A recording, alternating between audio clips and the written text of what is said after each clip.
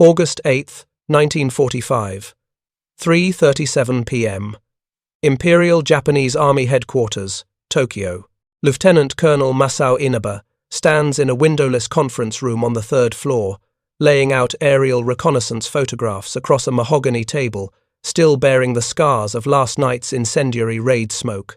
Through the open door, he can hear the muffled sounds of clerks typing damage assessments, the rhythmic clatter a soundtrack to an empire dying one carbon copy at a time.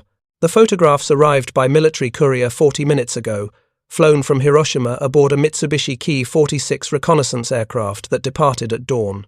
Inaba has arranged them in sequence, a visual autopsy of something his training never prepared him to understand. 10 images, black and white, each 8 inches by 10. Together, they document the death of a city accomplished in 1.3 seconds. In photograph 1, taken from 12,000 feet looking northeast, Hiroshima is simply gone. Not burned, not destroyed, gone. Where 250,000 people had lived 18 hours earlier, Inaba sees a grey circle of ash and pulverized concrete extending 2 miles in every direction from a central point. The Aioi Bridge, target of the American bombardier, is visible as a twisted shadow. Everything else within the circle exists only as texture, the flat granular surface of a city reduced to powder. Photograph 2 shows the periphery, where buildings still stand but have been stripped of every window, door, and roof tile by a pressure wave that propagated outward at 700 miles per hour. Reinforced concrete structures lean away from the blast center, like trees bent by a hurricane that has already passed. The shadows they cast stretch to the west, frozen testimony to the moment at 8:15 a.m. when light brighter than the sun burned permanent silhouettes into asphalt and stone. Inaba has commanded artillery battalions. He has called down naval bombardment on Chinese positions. He has seen what high explosive does to human bodies and urban infrastructure. The mathematics of conventional warfare are brutal but comprehensible. Tonnage dropped, multiplied by blast radius equals casualties and structural damage. You calculate, you plan, you execute. These photographs do not fit that mathematics. His staff has already compiled the preliminary numbers from surviving radio operators. 1 aircraft, 1 bomb, estimated casualties, 80,000 dead in the first hour, another 60,000 dying from burns and injuries that field hospitals cannot treat. Total destruction within 1.2 miles, severe damage out to 2.5 miles, wooden structures ignited by thermal radiation at distances exceeding 5 miles. 1 bomb?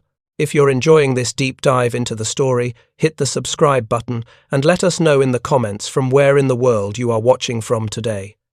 The conference room door opens. General Torashiro Kawabe, Deputy Chief of the Army General Staff, enters without announcement. Kawabe is 60 years old, a career officer who graduated from the Army Staff College in 1914, when artillery was still being hauled by horses. He has spent the last 4 years managing the logistics of Japan's defensive preparations, a task that consists primarily of allocating resources that do not exist to operations that cannot succeed. He walks to the table and studies the photographs in silence. Inaba watches the general's face, looking for the reaction that protocol forbids him from expressing himself. Kawabe's expression does not change. After 2 full minutes, he speaks. The American plane dropped this at precisely 8:16 local time? Yes, sir. Reconnaissance aircraft over the city at 12:25 reported the mushroom cloud had reached 40,000 feet and was still climbing. The cloud was visible from observation posts 100 miles distant. Kawabe picks up photograph 3, an oblique angle showing what had been Hiroshima Castle. The castle housed headquarters for Field Marshal Shunroku Hata's 2nd General Army, responsible for defending all of southern Japan against the expected American invasion. Hata commanded 400,000 men spread across Kyushu and western Honshu. His headquarters staff numbered 200 officers. The photograph shows the castle's foundations, empty. The main structure, the surrounding barracks, the communication facilities, gone. Vaporized, or so close to vaporized that the distinction is meaningless. Field Marshal Hata's status? Kawabe asks. Survived. He was en route to headquarters when the detonation occurred. His staff car was 1.8 miles from the hypocenter. Driver killed by flying glass. The field marshal sustained burns and lacerations but is conscious. He has relocated command to Kure. And his staff? Inaba consults his notes. 214 officers and enlisted men were in the castle at 8:15. None survived. The number hangs in the air. Not casualties, not wounded. None survived. A headquarters company eliminated not through days of infantry assault or weeks of artillery bombardment, but in less time than it takes to draw a breath. Kawabe sets down the photograph and picks up another. This one shows the Hiroshima railway station from the south. The station's steel frame still stands, recognizable by its distinctive arch, but every window is blown out and the interior is a hollow shell. Around it, passenger cars have been tossed from the tracks, lying on their sides like a child's discarded toys. Dr. Nishina's report arrived. 40 minutes ago, sir. Dr. Nishina personally conducted measurements at the bomb site yesterday afternoon. His team collected soil samples, examined structural damage patterns, and interviewed survivors concerning the initial flash and subsequent blast wave. Inaba produces a thin folder, marked secret in red characters. Inside are 3 typewritten pages, a technical assessment prepared by Yoshio Nishina, Japan's leading nuclear physicist and head of the Army's atomic bomb research program. Nishina knows more about atomic weapons than any other scientist in Japan. His cyclotron at Riken Institute was, until this spring's firebombing, capable of producing small quantities of enriched uranium, though nowhere near the amounts needed for a weapon. Kawabe reads the report standing at the table. Inaba has already memorized the key paragraph. Based on radiation measurements, blast damage analysis, and examination of victims' injuries, this officer concludes with absolute certainty that the weapon employed against Hiroshima was an atomic bomb utilizing uranium fission. The yield is estimated at 12,000 to 15,000 tons of TNT equivalent. No conventional explosive can produce the observed thermal radiation or residual gamma radiation. The Americans have successfully weaponized atomic energy. Kawabe closes the folder. He looks again at the photographs, then at Inaba. The Supreme Council meets in 4 hours. I need you to prepare a briefing. Not the technical details, the strategic implications. Admiral Toyoda will claim this is propaganda, that the Americans cannot have produced a functional atomic weapon. He will argue they have perhaps 1 or 2 such devices, and that even if the report is accurate, the cost of manufacturing atomic weapons will prevent mass production. You will address these arguments with facts. Yes, sir. One question, Colonel. You have studied the American industrial capacity reports since Midway. You have read the assessments from officers who examined captured supply ships. In your professional judgment, is this the only atomic bomb the Americans possess? Inaba considers his answer carefully. What he is about to say contradicts decades of military doctrine that taught him the Japanese spirit could overcome material disadvantage. What he is about to say makes every defensive plan, every tactical preparation, every sacrifice demanded of Japanese civilians fundamentally meaningless. But the photographs do not lie. Sir, the United States has spent 4 years and $2 billion developing this weapon. The program employed 130,000 workers at facilities across multiple states. The uranium enrichment plant at Oak Ridge, Tennessee, consumes more electrical power than the city of New York. The plutonium production reactors at Hanford, Washington, required more concrete than any construction project in human history. He gestures at the photographs. They did not undertake this effort to produce a single bomb. If the Americans built one, they have built more. And if they have the industrial capacity to create this, they have the capacity to create it repeatedly. Kawabe nods slowly. How many more? Intelligence estimates suggest they could produce 1 bomb per week by this point in the program. More if they have completed additional production facilities that we have not yet identified. 1 per week. The mathematics are brutal and final. Japan has perhaps 50 cities with populations exceeding 100,000. At 1 bomb per week, the Americans could systematically erase every major urban center in Japan within 1 year, not damage them. Not reduce them, erase them, the way Hiroshima has been erased. Kawabe walks to the window. Outside, Tokyo stretches to the horizon, a vast sprawl of wooden buildings and narrow streets, still bearing the scars of Curtis LeMay's firebombing campaign. 3 months ago, B-29 bombers dropped 2,000 tons of incendiaries on Tokyo in a single night. The resulting firestorm killed 90,000 civilians, more than died at Hiroshima. But that raid required 334 aircraft, each carrying 6 tons of bombs, plus hundreds of support crew and weeks of logistics. Planning, 1 aircraft, 1 bomb, comparable casualties. And according to Dr. Nishina's report, the Americans can build these weapons on a production line, manufacturing nuclear annihilation with the same industrial efficiency they apply to building ships, aircraft, and tanks. Kawabe speaks without turning from the window. When I graduated from the Staff College in 1914, warfare was fundamentally unchanged from Napoleon's era: artillery, infantry, cavalry.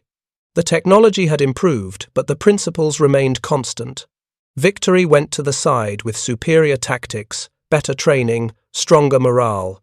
Material advantage mattered, but courage and discipline could compensate. He turns back to face Inaba. These photographs suggest that era has ended. 1 bomb, 1 aircraft, an entire city gone. What does courage mean against such a weapon?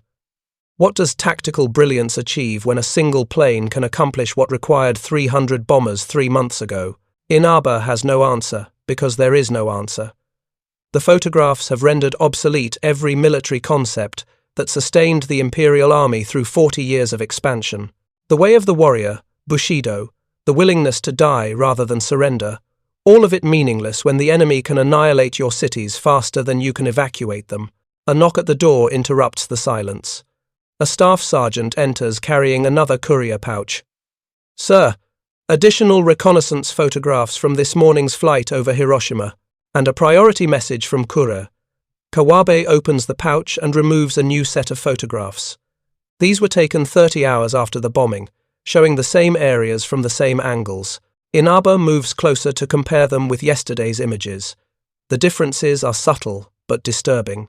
In photograph 1, taken from 12,000 feet, the grey circle of ash now shows patterns, darker streaks radiating outward from the hypocenter. At first, Inaba thinks these might be fire breaks or collapsed buildings becoming visible as smoke clears. Then he realizes he is looking at roads, or what remains of them, now visible because survivors are walking out of the city. Photograph 4 shows the riverbank. Yesterday's image revealed bare earth where the blast wave had scoured away vegetation and structures. Today's photograph shows the same location covered with small dark shapes arranged in irregular rows. Bodies. Thousands of them. The living have dragged the dead to the riverbank and arranged them for mass cremation. The river itself is choked with corpses, people who jumped into the water to escape the fires and drowned or died from their injuries. Kawabe examines the photographs methodically, comparing yesterday's images with today's. The message from Kure is brief and typewritten on plain paper. Inaba reads it over the general's shoulder. From Field Marshal S. Hutter, 2nd General Army, Forward Command. 2. Army General Staff, Tokyo Subject, Atomic Bombing Effects, Assessment 1. Medical personnel report unprecedented casualties from radiation effects. Victims with no visible external injuries are dying in large numbers. Symptoms include nausea, hemorrhaging, loss of white blood cells. No effective treatment exists. 2. Rescue operations severely hampered by residual radiation in city center. Medical teams experiencing same symptoms as bomb victims after working near hypocenter for extended periods. 3. Infrastructure damage total within 2 miles. All military facilities destroyed. Communications equipment inoperable. Army supply depots obliterated. 4. Current casualty estimate, 90,000 dead, 60,000 wounded. These numbers expected to rise significantly. Functioning hospital capacity, 0. Medical supplies, critically insufficient. 5. Local garrison strength before attack, 40,000 troops. Current effective strength, less than 5,000. Majority either killed instantly or too severely injured for duty. Assessment. Hiroshima has ceased to function as a military or industrial center. Recovery time, years, not months. Recommend immediate evacuation of all remaining personnel from affected area. Kawabe finishes reading and carefully places the message on the table beside the photographs. He checks his watch. 3:42 p.m. The Supreme Council meeting begins at 8. 4 hours to prepare a briefing that will, if the generals and admirals are capable of seeing truth, end this war. Colonel, I need the following information documented with sources. First, confirmed number of atomic bombs the Americans have already produced. Second, estimated production rate going forward. Third, number of Japanese cities vulnerable to this weapon. Fourth, feasibility of defense against atomic attack. Fifth, estimated timeline for recovery if atomic bombing continues at rate of 1 per week. Inaba writes quickly. Some of these questions have no good answers because the information does not exist. The Americans have maintained perfect operational security regarding their atomic program. What intelligence Japan possesses comes from radio intercepts that mention Oak Ridge and Hanford without explaining what happens at those facilities, and from technical journals published before 1942 that described theoretical physics experiments now revealed to have military application. Sir, the intelligence is incomplete. The Americans have never discussed atomic weapons in interceptable communications. Everything we know comes from inference and analysis of Dr. Nishina's findings. Then we present what we know and acknowledge what we do not know. But we present it factually, without minimizing the implications. The Supreme Council must understand that continuing this war guarantees national suicide. National suicide. The phrase appears nowhere in Japanese military doctrine. The concept contradicts everything the army has taught about honor, duty, and sacrifice. The planned defense of the home islands, Operation Ketsugo, assumes that fanatic resistance will inflict such horrific casualties on invading American forces that Washington will negotiate a conditional surrender, preserving the imperial system and avoiding occupation. Operation Ketsugo assumes conventional warfare. It assumes American landing craft on Japanese beaches, American infantry fighting house to house through Japanese cities, American casualties mounting into the hundreds of thousands until public opinion forces a negotiated settlement. Every calculation, every defensive position, every stockpiled weapon exists to serve that assumption. The photographs on the table have made Operation Ketsugo obsolete. The Americans do not need to invade. They can simply fly over Japan and drop atomic bombs until nothing remains but radioactive ash and the ghosts of 2,000 years of civilization. A thought occurs to Inaba, a question so obvious he cannot believe. He has not asked it earlier. Sir, if the Americans have atomic weapons, why would they invade at all? They could destroy our cities one by one until we surrender unconditionally. The Potsdam Declaration promised prompt and utter destruction if Japan refused to surrender. This, gestures at photographs, this is what they meant. Not invasion, annihilation from the air. Kawabe looks at him for a long moment. Yes, that is exactly what they meant. And that is what you will explain to the Supreme Council. The choice is no longer between honorable resistance and shameful surrender. The choice is between ending the war now or watching every Japanese city turned into Hiroshima. He gathers the photographs and message into a folder marked for the Supreme Council's eyes. 4 hours, Colonel. Make them understand. After Kawabe leaves, Inaba remains at the table, staring at the photographs. He picks up one showing an aerial view of the hypocenter taken from directly overhead. At the center of the blast pattern, he can see the shadow of the Aioi Bridge, its distinctive T-shape still recognizable despite the destruction surrounding it. The bridge was the aiming point. The bomb detonated 600 meters above it, far enough from the ground that the blast wave reflected off the earth and combined with the direct pressure to create destructive interference patterns that flattened everything. 600 meters. The Americans calculated the optimal detonation altitude to maximize blast effects. They did not simply drop a powerful bomb. They engineered a weapon whose effects were carefully planned using advanced mathematics and physics. The crater from conventional bombs shows where energy was wasted digging into the earth. The lack of a crater at Hiroshima shows energy perfectly distributed across the maximum possible area. This level of sophistication, this marriage of theoretical physics and practical engineering, represents American industrial and scientific capability at its peak. The Liberty ships that Japanese commanders had captured and marveled at were impressive demonstrations of mass production. The B-29 bombers that ranged freely across Japanese skies were impressive demonstrations of aeronautical engineering. But this atomic bomb, represents something qualitatively different. This represents mastery of nature at the fundamental level. This represents the ability to harness forces that exist at the heart of stars and direct them with precision against targets 9,000 miles away. This represents an enemy who can turn matter itself into a weapon. Inaba remembers a report that crossed his desk 6 months ago, an intelligence assessment from Vice Admiral Teo Kurita, who had captured an American Liberty ship near the Solomon Islands in October 1943. Kurita's report documented the ship's cargo with meticulous detail. 53 jeeps, 3,000 rifles, millions of rounds of ammunition, 15,000 bottles of Coca-Cola, supplies marked excess inventory. Kurita had calculated American production capacity based on that single ship and concluded that Japan was fighting an opponent whose industrial output exceeded Japan's by factors of variety, 10 or 20 to 1. His report had been filed and ignored. The mathematics were too discouraging, the implications too destructive to morale. Better to focus on spiritual strength and tactical excellence than acknowledge material inferiority. The photographs do not permit such comfortable delusions. They are objective testimony to the vast gap between American capability and Japanese desperation. They show what $2 billion and 4 years of focused industrial effort can produce.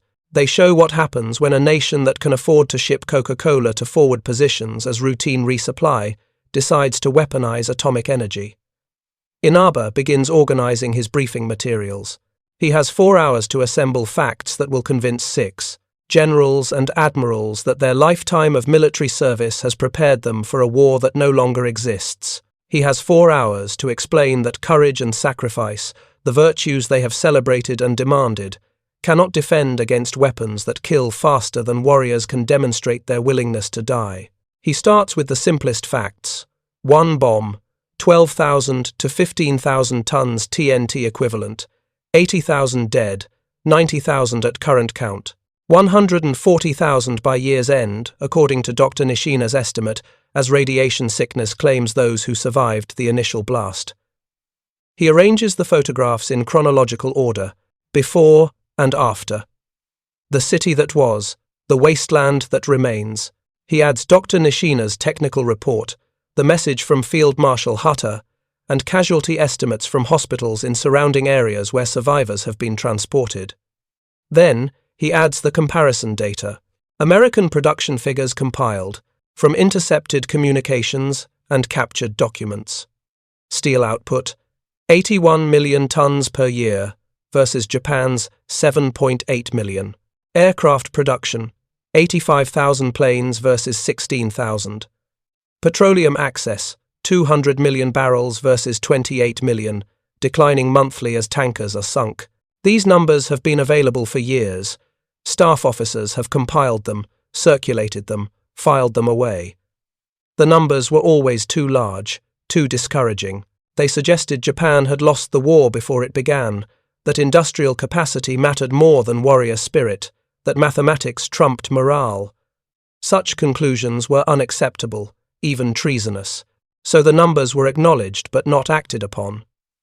The photographs make the numbers unavoidable. They provide visual proof of what those production figures mean in practice. A nation that produces 10 times more steel than Japan can allocate resources to atomic weapons research that Japan cannot match. A nation that builds merchant ships in 4 days can construct uranium enrichment facilities consuming more power than entire cities.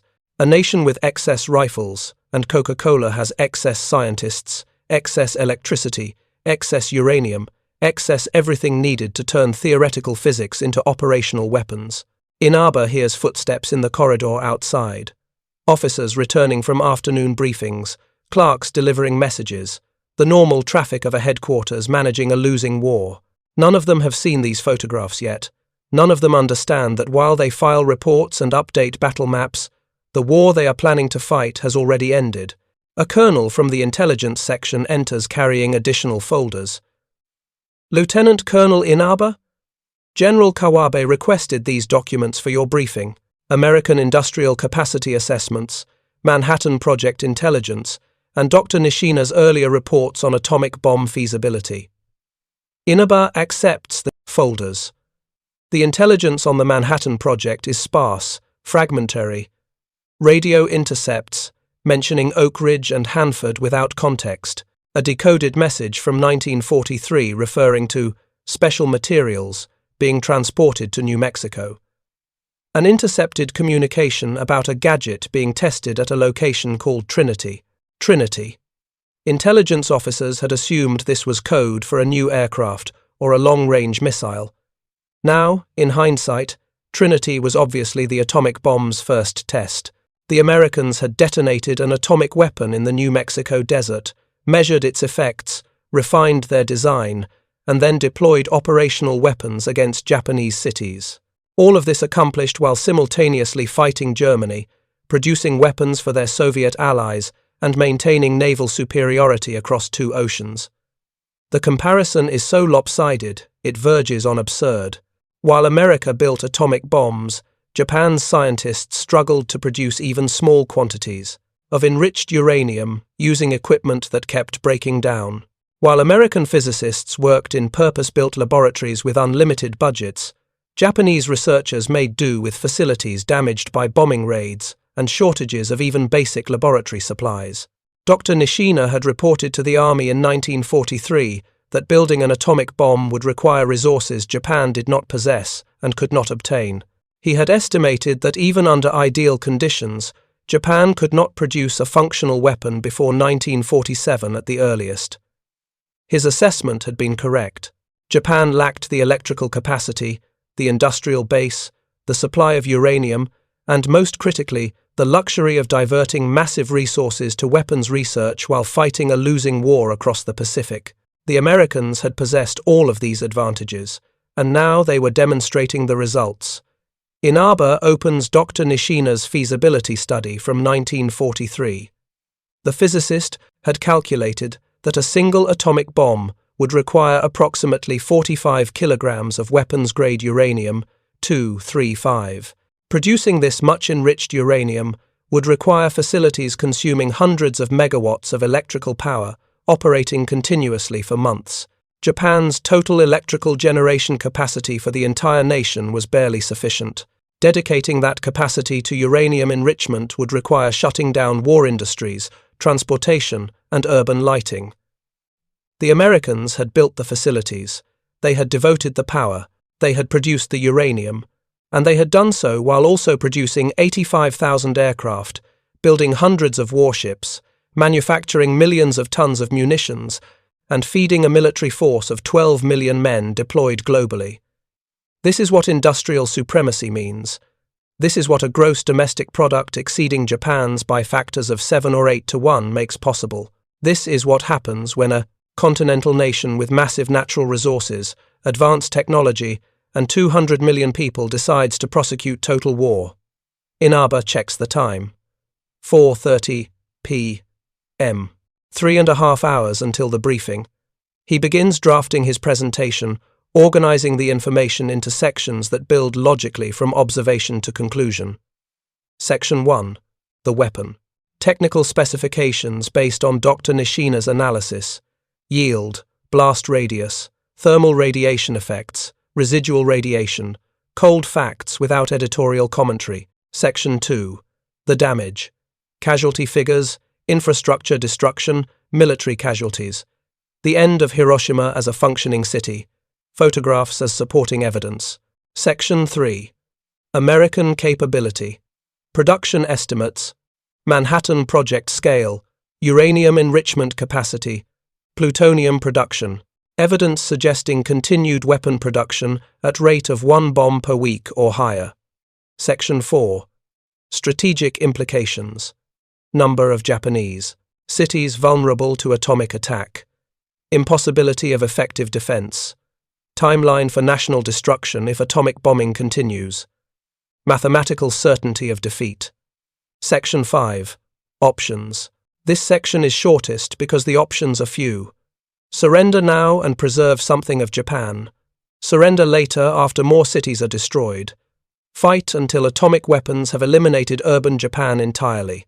There is no fourth option. There is no scenario where Japan wins or even achieves a negotiated peace preserving significant advantages.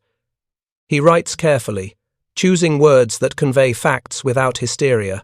The photographs will provide emotional impact. His briefing must provide logical framework. Together, they must convince the Supreme Council that the only remaining choice is between degrees of destruction, not between defeat and victory. At 6 p.m., General Kawabe returns. He reads through Inaba's draft, making occasional notes in the margins. When he finishes, he looks up.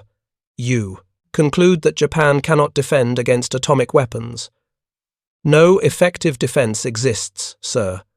The bombs detonate at high altitude, well above the ceiling of anti-aircraft fire. Intercepting B-29 bombers is difficult under the best circumstances. Even if we could shoot down 99% of atomic bombing missions, the 1% that succeeds destroys a city. The mathematics are impossible. And you believe the Americans have enough bombs to destroy every major city in Japan? Based on the scale of facilities we know they constructed, yes, sir. Oak Ridge alone consumes more electricity than any Japanese city. If dedicated to uranium enrichment, it could produce enough weapons-grade uranium for dozens of bombs per year. And that assumes only one production facility. Intelligence suggests multiple sites. Kawabe sets down the draft. The Supreme Council will not want to hear this. Admiral Toyoda will argue for continued resistance. General Anami will insist that Japanese spirit can overcome any weapon. They will cite examples of tactical victories, instances where courage defeated material advantage. Sir, with respect, those examples come from conventional warfare. This is not conventional warfare.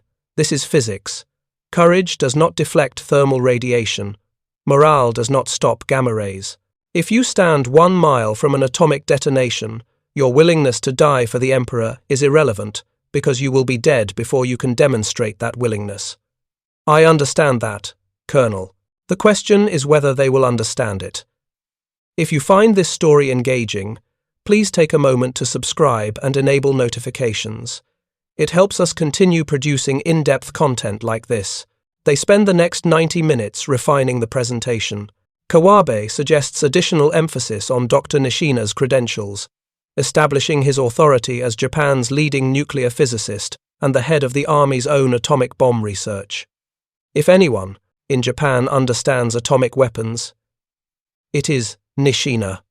His conclusion that Hiroshima was destroyed by an atomic bomb cannot be dismissed as speculation or enemy propaganda. At 7:30 p.m., they gather the materials and walk together through headquarters corridors toward the Supreme Council chamber.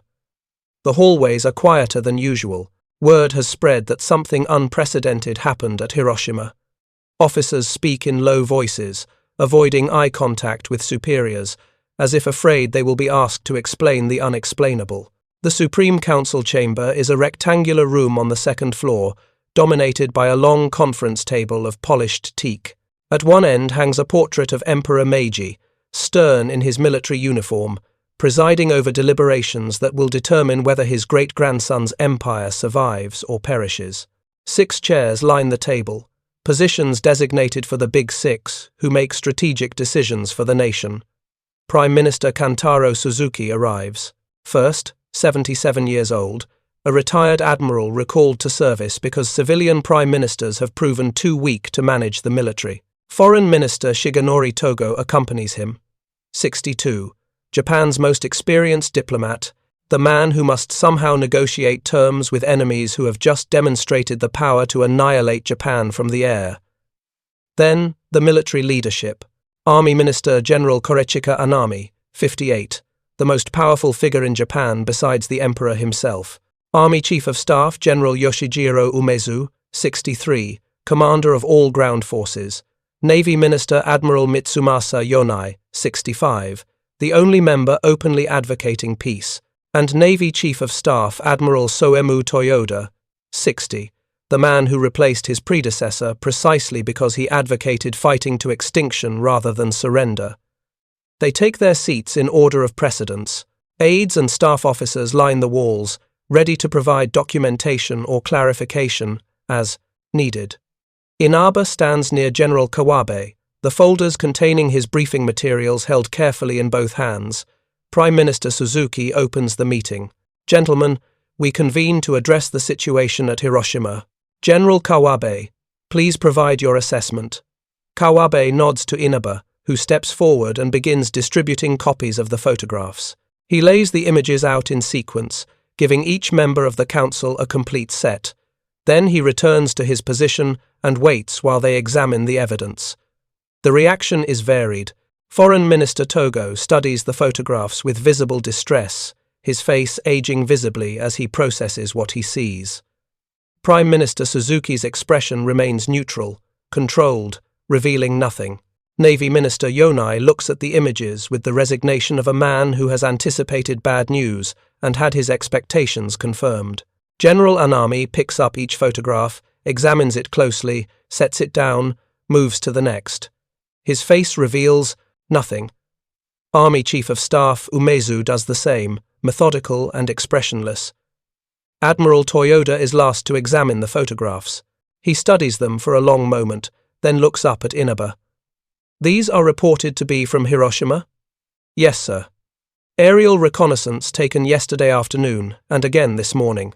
The American bombing occurred at 8:15 a.m. on August 6th. And what evidence confirms these images are authentic, rather than fabricated for psychological effect? Inaba had anticipated this question. Sir, the images were taken by our own reconnaissance aircraft using our own cameras.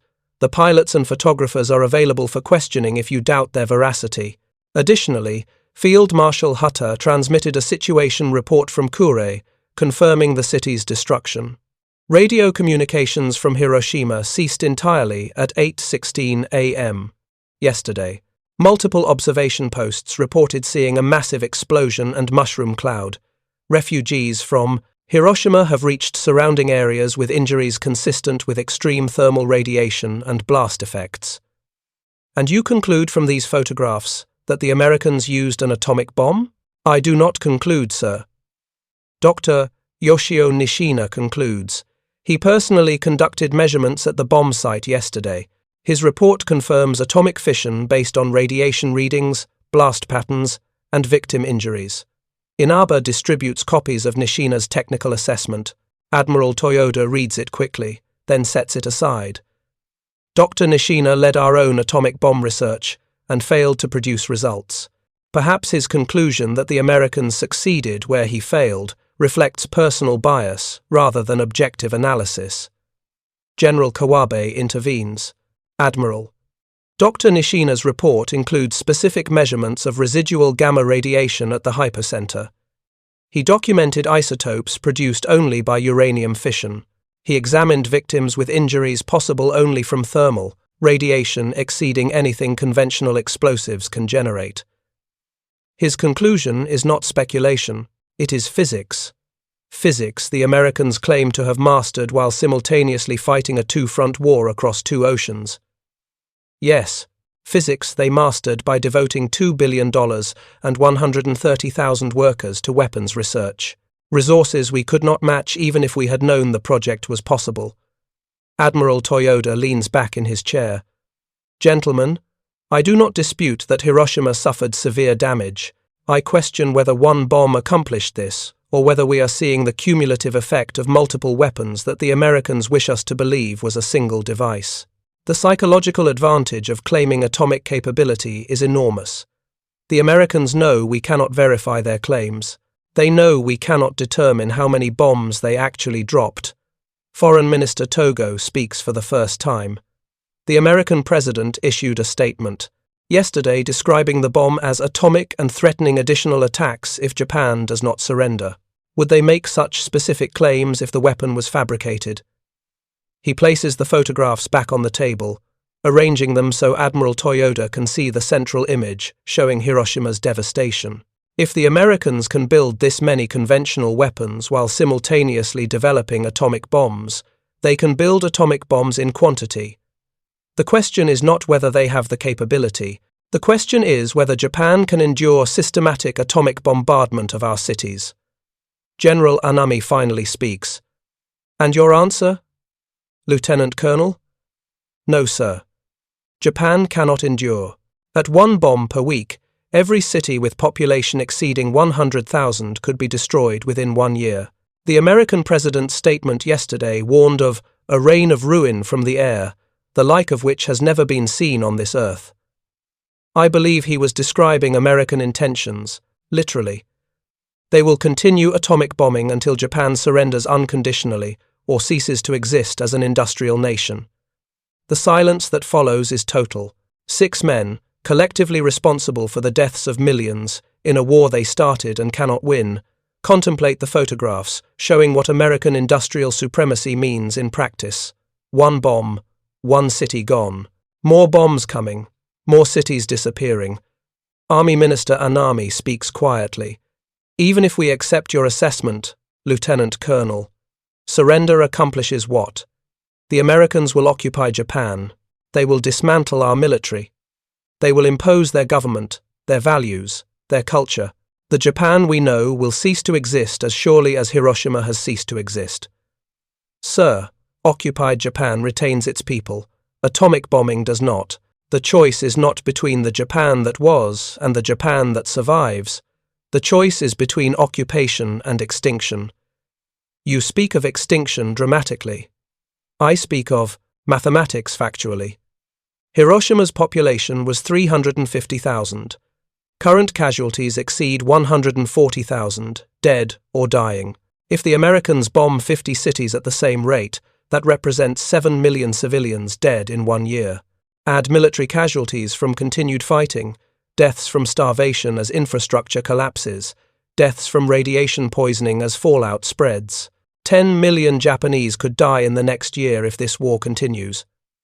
General Umezu interjects.